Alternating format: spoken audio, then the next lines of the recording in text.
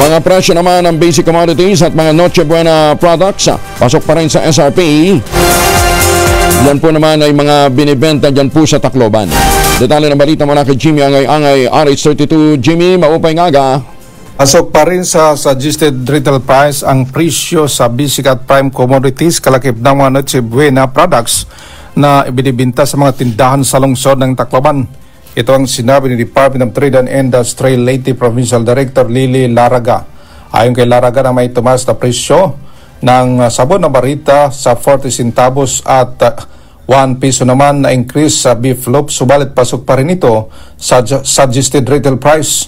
Ang mga Noche Buena products naman ay nasa SRP pa rin ang presyo base sa monitoring ng DTI. Pero mas makabuti na ngayon pa lang ay bumili na ng mga produkto ng hamon, queso de bula, cheese, sandwich, spread mayonnaise, pasta, spaghetti, noodles, elbow at salad macaroni, spaghetti sauce, tomato sauce at all-purpose cream na mas mura pa dahil pagdating ng Disyembre baka magsitaasan ang presyo.